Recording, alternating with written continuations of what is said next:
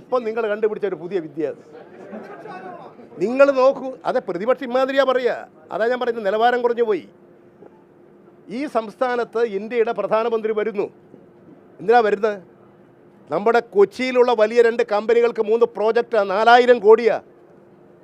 ആ പ്രോജക്റ്റിൻ്റെ ഉദ്ഘാടനത്തിന് പോയില്ലെങ്കിൽ നിങ്ങളെന്താ പറയുക? ഈ കേരളത്തിന് ലഭിക്കേണ്ട ആനുകൂല്യം ഇല്ലായ്മ ചെയ്യാനുള്ള നിലപാടാണ് സ്വീകരിച്ചതെന്ന് നിങ്ങൾ പറയൂ.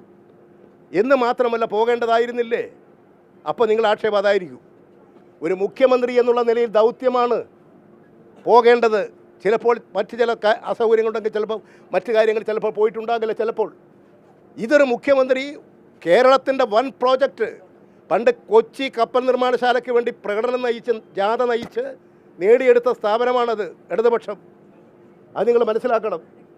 കേരളം മുഴുവൻ കേന്ദ്രീകരിച്ചുകൊണ്ട് അന്ന് ഇന്ദിരാഗാന്ധിയായിരുന്നു പ്രധാനമന്ത്രി. അങ്ങനെയാ കൊച്ചി സർവകലാശാല വന്നത്, അല്ല കൊച്ചി കപ്പൽ നിർമ്മാണശാല. ആ കൊച്ചി കപ്പൽ നിർമ്മാണശാലയും അതുമായി ബന്ധപ്പെട്ട വ്യവസായങ്ങൾക്ക് ഇന്ത്യൻ പ്രധാനമന്ത്രി സഹായം നൽകുന്നു, ഉദ്ഘാടനം ചെയ്യുന്നു. അതിൽ പോകാൻ പാടില്ലെന്നാണോ നിങ്ങൾ പറയുന്നത്? പിന്നെ അദ്ദേഹത്തെ സ്വീകരിക്കാൻ പിന്നെ എവിടെയാ പോണ്ട്?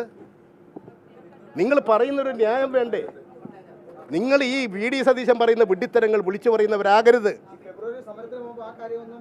പിന്നെന്താ ഇത് അത് മറച്ചു വെച്ചിട്ടില്ലല്ലോ. ഞങ്ങൾ സമരം ചെയ്യേണ്ട രംഗത്ത് സമരം ചെയ്യും. ഞങ്ങൾ നിർവഹിക്കേണ്ട ഉത്തരവാദിത്വം ഞങ്ങൾ നിർവഹിക്കും. കേരളത്തിലെ ഭരണകക്ഷിയാണ്, മുഖ്യമന്ത്രിയാണ്, ഈ കേരളം ഭരിക്കുന്ന കക്ഷികളാണ്. അവരവരുടെ ദൗത്യം സ്വീകരിക്കും. ഒരു ഭരണകക്ഷി എന്നുള്ള നിലയിൽ ഇടതുപക്ഷ പാർട്ടികൾ ആ ദൗത്യം സ്വീകരിക്കും. ഗവൺമെൻറ് ദൗത്യം സ്വീകരിക്കും.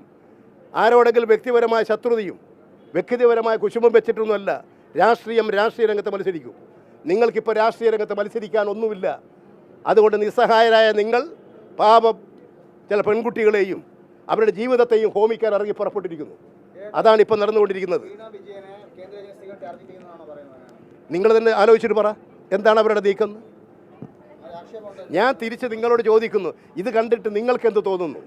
അത് നിങ്ങൾ വിളിച്ചു പറയും നാടിനോട്.